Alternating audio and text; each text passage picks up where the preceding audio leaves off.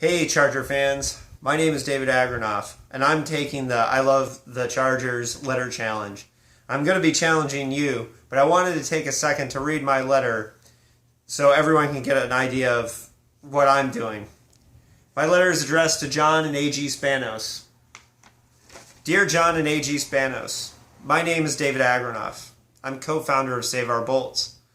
I hope you will take a minute to hear the story of a person who's devoted way too much time to keeping the team in San Diego. I didn't grow up in San Diego, I grew up in Indiana.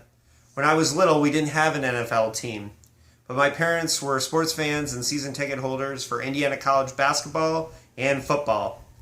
By the time I was a teenager, I didn't care about sports at all.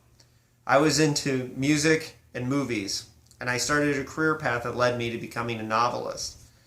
I never cared about sports until I moved to San Diego. I moved here in 2002, and it wasn't until 2004 and watching the great LaDainian Tomlinson that I started to notice how amazing our local team was. I watched here and there, but I didn't really become a serious Charger fan until I moved in 2006 to Portland, Oregon. The Chargers became my connection to the city I fell in love with. Through podcasts like Bolt Talk and listening to San Diego Sports Radio about the team, I became more emotionally invested than I ever was before. But it was week 6 of the 2009 season that really did it for me. I was at a store in Portland wearing my Chargers hat when a guy asked me if I watched games at Claudia's. I had no idea that Portland had a Chargers bar. On 30th and Hawthorne in my neighborhood in Portland was a place that was home to San Diego expats. Throughout that 11-game winning streak, I joined as many as 50 Charger fans who traveled from around the city and state of Oregon to watch their team each week. Until I moved back to San Diego, I never missed a Chargers game at Claudia's with my crew. We high-fived and celebrated touchdowns and sang the Superchargers disco song when we won big games. In 2010, I met one of my best friends watching the Chargers at Claudia's, who's now my screenwriting partner. We were developing a TV pilot.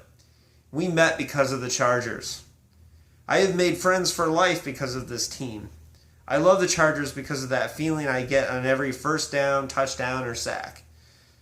When my friends all get up, high five, laugh, shout, and share joy, even the agony of defeat means a lot to me.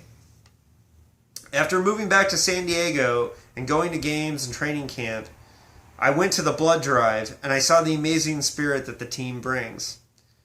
So after 1 year back, the threat of relocation was made. Carson was suggested. And that's why I couldn't just stand by. That's why I started Save Our Bolts.